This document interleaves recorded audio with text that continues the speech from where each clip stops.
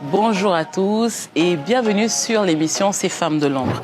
Nous avons eu à cœur de faire un focus sur ces femmes qui ont pu faire la différence durant cette période de la transition. Mais encore plus, nous ne voulons pas rester que dans la phase de la transition. Aujourd'hui, nous avons le plaisir de recevoir Madame Laïka Mba, directrice générale de ST Digital. Bonjour Madame Laïka.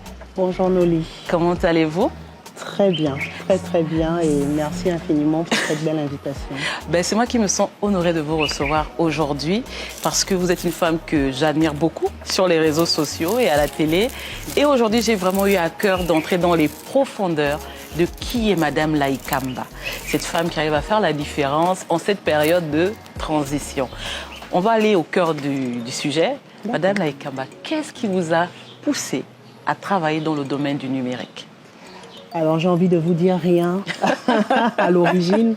À l'origine, j'étais une grande passionnée du secteur aéronautique. Et je voulais être pilote. Ok. Voilà, je voulais être pilote, c'était mon rêve d'enfance. J'ai commencé à faire des études scientifiques, mais c'est malheureusement un rêve qui n'a pas épousé l'ambition de mes parents, qui me voyaient plus dans un métier sédentaire. Parce qu'il y avait plutôt des stéréotypes et une image un peu péjorative d'une femme qui va toujours être en déplacement, donc ça, avec un impact dans la vie familiale. Et donc c'est comme cela que j'ai décidé de faire, après mes études scientifiques, un bac C. Je me suis orientée dans l'ingénierie informatique.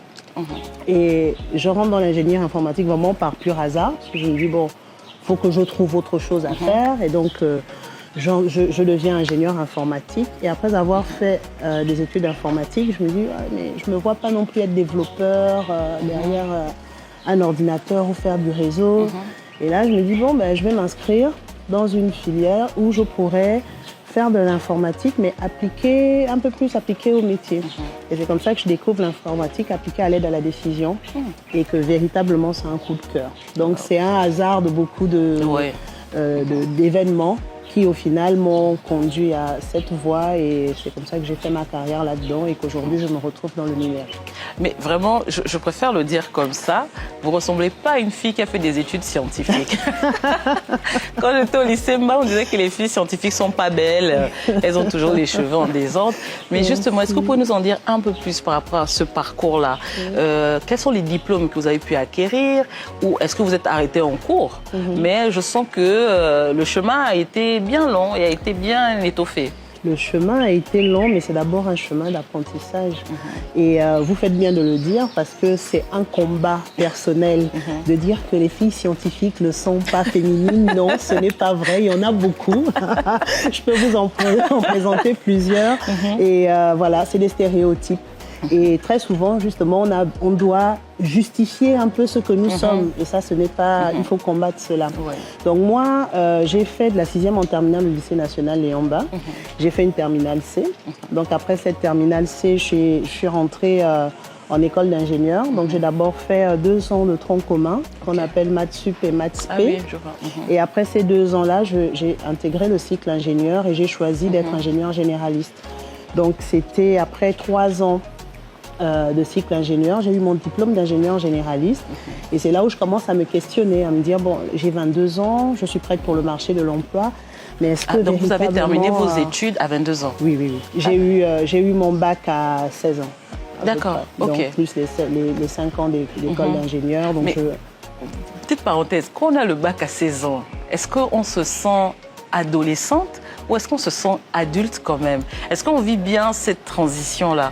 Alors, on se sent comme une adolescente, mais qui fait de grandes choses. Voilà, j'ai aussi eu beaucoup de chance d'avoir des parents qui m'ont toujours encouragée, non seulement sur la voie de l'excellence, mais aussi à faire les choses différemment. Je me souviens qu'à chaque fois que je revenais vers ma mère, vers mon père, en posant des questions, ils me disaient toujours, oui, mais qu'est-ce qui va apporter la différence? Oui, mais toi, je me souviens, par exemple, quand il fallait faire le choix de langue, mais tout le monde fait espagnol, je vais faire espagnol. Mais pourquoi tu ne fais pas allemand? Pourquoi tu ne veux pas faire un peu de latin? Ça te permettrait de découvrir autre chose. Donc, il y a toujours eu ce challenge à la maison. Et c'est pour ça que la part familiale est importante dans le choix, même dans la construction des hommes en devenir. Et ça, c'est vraiment un message à tous les parents de dire encouragez vos filles à accéder à des filières scientifiques, à découvrir des choses différentes. Donc oui, on se sent jeune, mais en même temps, on sait qu'on a le potentiel pour faire comme les autres. Et moi, ça a été vraiment d'un grand apport. Je me revois en école d'ingénieur et même après au travail, avoir des collègues de 50 ans qui me parlent de propriété, qui me parlent d'achat. Et donc, je me dis, bah, pourquoi je n'achèterais pas plus tôt au lieu d'attendre d'avoir 40 ans, 50 ans. Donc, ça permet aussi justement de faire les choses différemment et de voir grand. Vous êtes propriétaire? Oui. Mais bon, voilà. Donc, de voir grand, de voir grand. Donc, mais moi, je trouve que c'est une bonne chose. Comment on arrive à être une jeune fille, une jeune dame et à investir pour soi. Comment c'est quelque chose qui entre en nous, parce que souvent peut-être que les jeunes filles ne se disent pas que bon, moi à 22 ans je vais acheter. Et pourtant elles devraient, plus tôt on fait les choses, mieux c'est.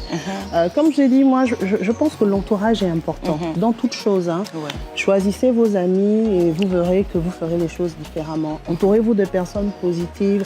Moi j'ai des personnes, par exemple, je sais que lorsque je vais mal, il faut que j'aille voir telle personne parce que je sais qu'elle va me donner de l'amour, elle va me donner des messages positifs, etc. Et même dans la création, on en parlera peut-être plus tard de ST Digital, mon cercle familial, mon entourage amical a été d'un apport important parce que j'avais des personnes, ST Digital, je crée ST Digital quand je suis dans une période de doute. Tout le monde c'est en plein Covid. Et moi j'ai déjà posé ma démission, j'ai déjà fait des sacrifices pour entreprendre et tout le monde me dit que ce n'est pas la bonne période, il y a Covid, pourquoi tu ne chercherais pas un job ailleurs, etc.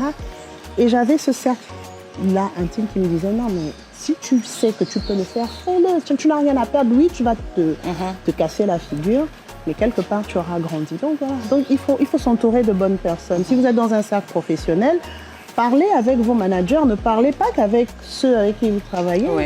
Déjeunez avec eux et vous allez voir qu'ils vont vous ouvrir leurs secrets, ils vont vous apprendre.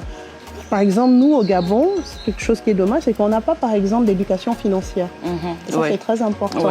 Il faut discuter avec des gens qui vont vous apprendre ce que c'est que la dette, qui vont vous apprendre comment accéder à la propriété, comment investir intelligemment. Donc voilà, c'est des exemples en fait.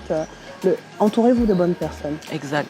Qu'est-ce qui vous a donné justement, pour continuer dans ce que vous étiez en train de nous dire par rapport à ST Digital, qu'est-ce qui vous a donné envie de mettre en place ST Digital? Alors ST Digital, c'est d'abord, on va dire que lorsque je finis mes études, je travaille longtemps en France et ensuite je rentre au Gabon en tant que directrice des services informatiques, d'abord du Fonds gabonais d'investissement stratégique. D'accord. Ensuite j'ai fait la NINF.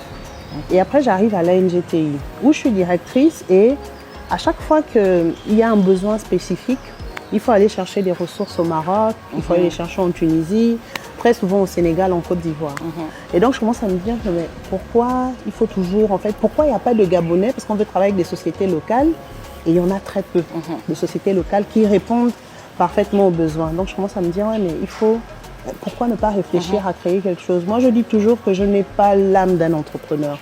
C'est-à-dire que je n'ai pas été la jeune fille qui, au lycée, faisait du commerce, etc. Parce qu'on en voit qui ont déjà, voilà, depuis petite, qui ont cet esprit, non. Mais moi, c'est par la voie des choses, en regardant les insuffisances qu'il y avait sur le marché, que j'ai commencé à me projeter, à me dire, je pense qu'il faut créer une structure nationale où on aura des talents gabonais et qui vont pouvoir répondre à ces besoins. Et donc, c'est comme ça que me vient l'idée de créer d'abord ma structure. Et là, je me dis, bon, ok, tu vas créer ton entreprise, mais j'ai un parcours très technique. Comme j'ai dit, scientifique, école d'ingénieur, etc. Un master spécialisé toujours dans l'informatique ou dans tout ce qui est orienté autour du management des systèmes d'information. Et donc, je me dis, il faut peut-être que je complète mon parcours. Et donc, c'est comme ça que je m'inscris en executive MBA à la Sorbonne pour pouvoir avoir une vision beaucoup plus large. Et donc là, c'est vraiment la lumière, on va dire, à 360 parce que je découvre les finances, je découvre le juridique, je découvre l'innovation et comment il faut justement entretenir et susciter cette innovation. Donc quand je finis mon MBA à la Sorbonne, les choses sont beaucoup plus claires. Et là, je me dis, ok, je pense que j'ai toutes les aptitudes pour créer mon entreprise. Et comme tout ce que Dieu fait est bon, je suis dans ce processus-là. Que j'ai un ami qui est aujourd'hui aussi entrepreneur qui me dit, ouais, mais je pense que j'ai quelqu'un avec qui tu pourrais travailler. Donc, il me présente à mon associé qui, lui, a créé ST Digital Cameroun, enfin la holding du moins, et il est en train de chercher des talents nationaux pour créer dans d'autres pays. Mais vraiment avec la portée entreprise africaine, avec un porteur de projet local qui va pouvoir révolutionner son marché, etc. Donc quand je le rencontre, il me dit oui, mais j'ai envie de créer une filiale au Gabon, je cherche un directeur général. Donc moi je lui dis oui, mais bon, directeur général, je vais le faire 2 ans. Moi je veux vraiment porter mon projet et tout. Et c'est comme ça qu'il me dit, bah écoute, créons ensemble la structure. Donc c'est comme ça qu'en 2020, on crée ST Digital Gabon. Et depuis 2020, on accompagne les acteurs nationaux dans leur stratégie de transformation digitale. Donc voilà. Donc encore une fois, l'entourage. Il faut s'entourer de bonnes personnes. Vous rencontrez un entrepreneur qui vous link à un autre entrepreneur et puis avec vous faites des choses. Mais j'ai bien envie de demander quelles sont les difficultés que vous avez pu rencontrer. Est-ce qu'au niveau administratif, ça a été compliqué? Est-ce qu'en tant que femme, aujourd'hui, vous êtes directrice générale de ST Digital, est-ce que c'est compliqué quand vous venez vous positionner devant des hommes? Est-ce qu'on vous voit comme une intruse ou on vous accepte favorablement? Alors les débuts n'ont pas été faciles. Le premier stéréotype, c'est, comme vous l'avez dit, une femme en talon aigu qui vient vendre du digital. C'est la première barrière sur laquelle il faut travailler parce qu'il y a d'abord un problème de crédibilité. Donc je me rappelle encore, enfin petite histoire par exemple, quand j'étais directrice des services informatiques à la NGTI, où j'avais des directeurs qui venaient me dire oui, je veux rencontrer la directrice des informatiques, le directeur informatique.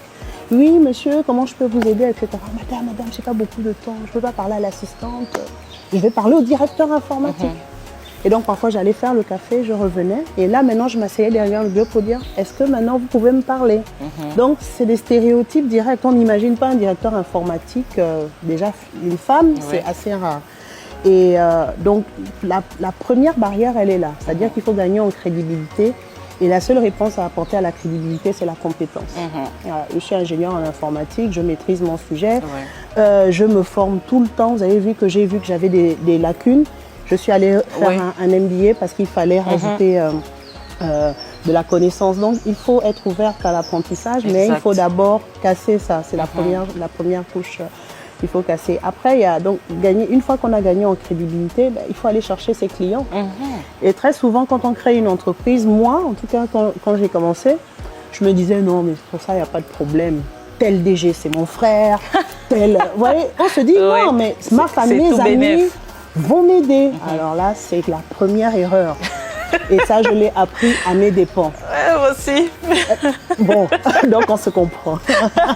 L'entourage aide très peu. Mais quand je parle de l'entourage, c'est vraiment l'entourage décisionnel. C'est-à-dire, vous avez des managers, des directeurs qui vont d'abord vous dire oui, mais fais d'abord tes preuves ailleurs parce que je ne veux pas prendre de risques, etc. Ils sont assez dubitatifs et critiques.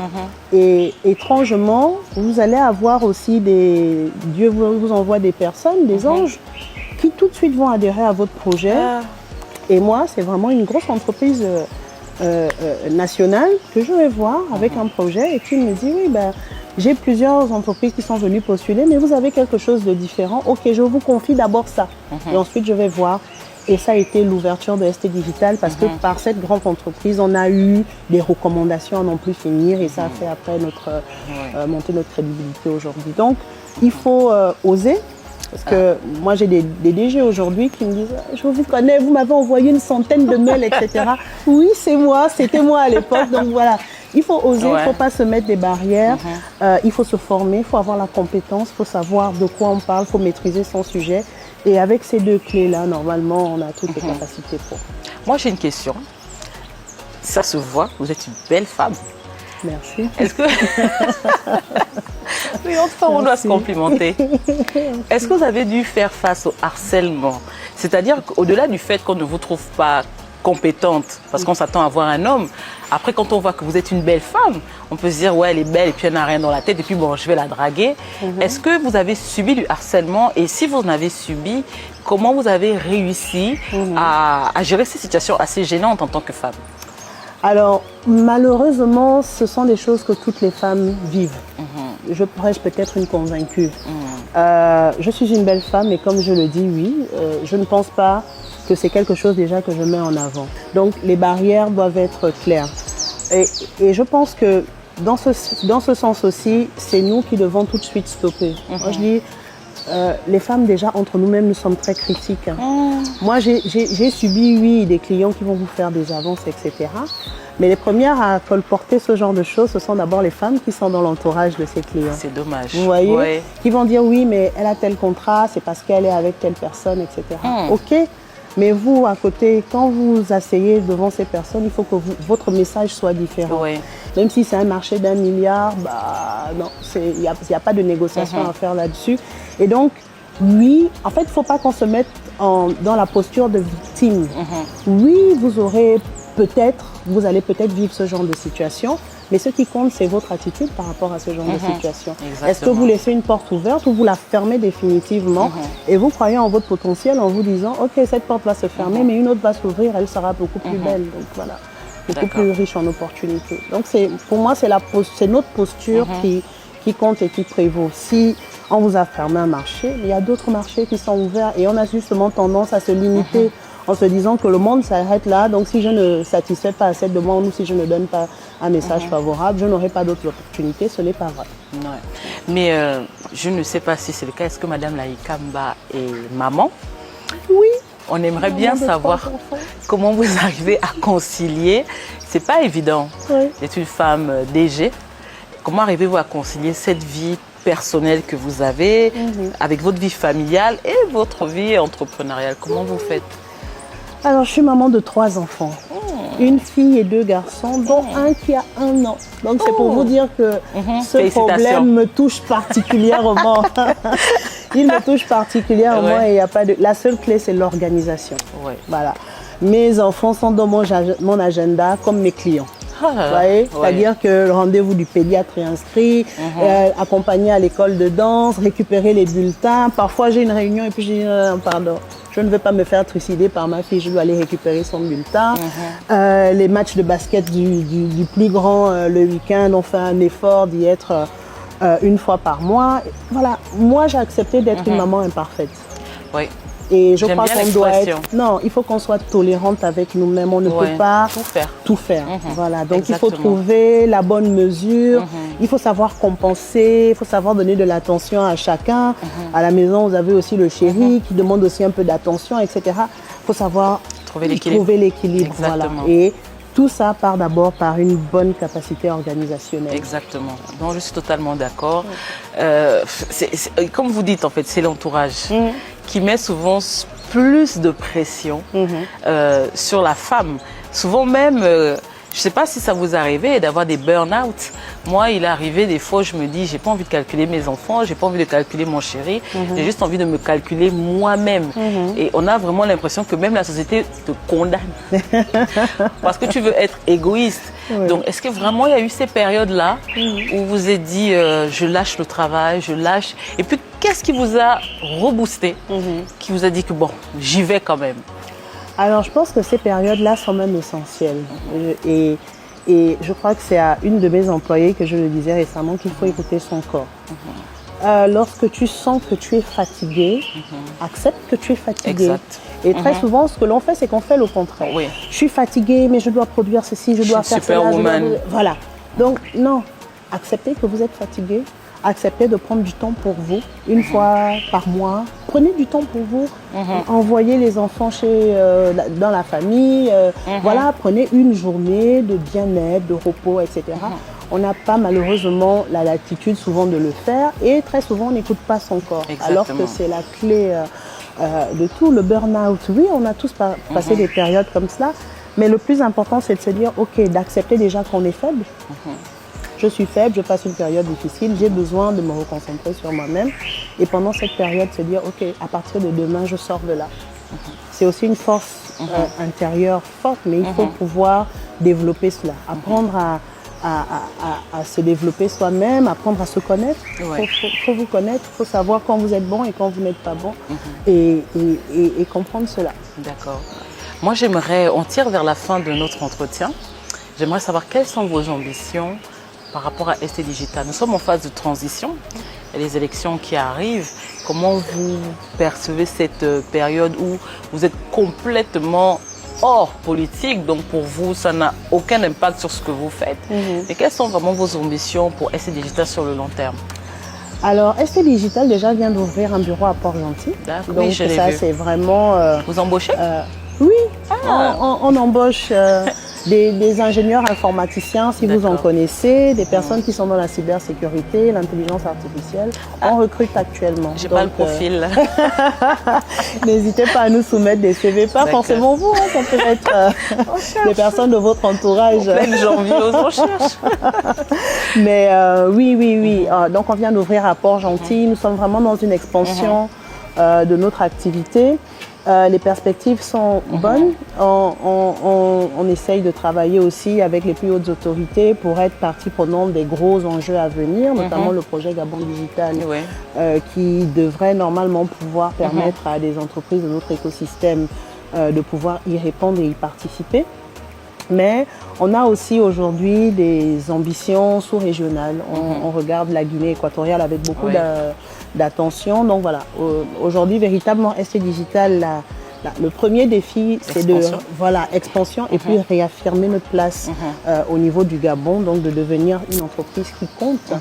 Et là, c'est vraiment aussi un clin d'œil à nos autorités de dire venez travailler avec des locaux. Vous avez des expertises locales qui parfois, on en parlait même précédemment, existent mais sont méconnues. Donc voilà. Donc, on va tirer vers la fin. Moi, j'aimerais vraiment, pour clôturer ces moments, est-ce que vous avez un conseil à donner à une femme qui veut se lancer dans le numérique? Qu'est-ce qu'elle doit faire? Qu'est-ce qu'elle ne doit pas faire?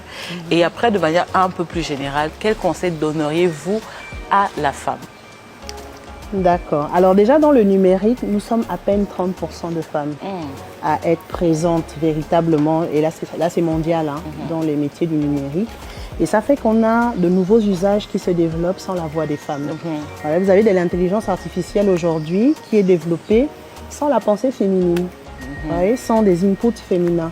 Et donc, il faut absolument que la femme s'investisse. Et là, c'est un gros message porté aux familles, aux entourages, aux parents. Éduquez vos jeunes filles, mais orientez-les, si vous le pouvez, dans des filières scientifiques.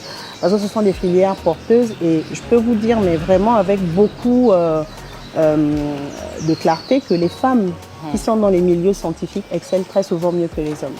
Je suis totalement d'accord. Bon, donc voilà, ce sont de... Non, mais véritablement, donc vraiment, il faut encourager les jeunes filles, il faut encourager les femmes à être dans ces milieux. Des milieux qui, aujourd'hui, ne nécessitent même plus forcément d'avoir un parcours scientifique. On a beaucoup, aujourd'hui, de comptables, de directeurs financiers, etc., qui deviennent de très bons porteurs de projets digitaux parce qu'ils maîtrisent leur sujet et ils ont pu voir comment le digital peut leur permettre aujourd'hui d'exceller et d'améliorer les performances. Donc, vraiment, accompagnons le genre féminin dans ce sens.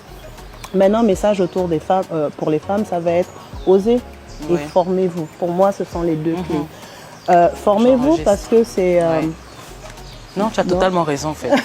En fait, je suis devant mon gourou. C'est pas sérieux. Non, je suis d'accord. Oui, non, parce que très souvent, on a des jeunes qui viennent nous voir et disent, mais repars à l'école. Moi, dans mon entreprise, ils sont, je crois, 3 ou 4 aujourd'hui pour lesquels je finance les formations supplémentaires. Parce que je me dis, mais ça serait pas bien de prendre un jeune, de l'exploiter pendant 5-6 ans, et il a toujours un niveau BTS, alors qu'avec un niveau Master 2, un niveau d'école ingénieur, ça pourrait rehausser véritablement. Voilà, donc la formation, c'est la clé. Formez-vous, soyez ouverts, apprenez. Donc ça, pour moi, c'est le premier conseil. Et le deuxième conseil, c'est d'oser. On en parlait plus tôt. Moi, je suis ingénieure en informatique. J'osais pas parler avant. Normalement, c'est pas... Voilà. Et j'ai encore du mal avec la communication parce que je me dis, oui, mais après, on va me voir. Qu'est-ce que... Et donc, ça crée un blocage. Alors que, quelque part, un homme chef d'entreprise va le faire naturellement. Mais on va se dire, oui, mais si on me voit trop, on va se dire, etc. Donc, il y a cette barrière-là qu'il faut enlever. Il faut véritablement qu'on ose, qu'on casse les barrières, qu'on n'ait pas peur, en fait, des barrières, j'ai envie de dire, invisibles que la vie nous impose. Donc, voilà mes deux conseils. pour le genre féminin. Merci beaucoup, Madame Laikamba. On a vraiment passé un très, très, très bon moment en votre présence. J'ai été très inspirée par votre parcours. J'espère que ça a pu inspirer d'autres femmes. Dans tous les cas, je vous donne rendez-vous pour un prochain épisode de Ces femmes de l'ombre. Excellente journée à tous. Merci. Mais il faut recruter. Vous faites les formations. Moi, je veux.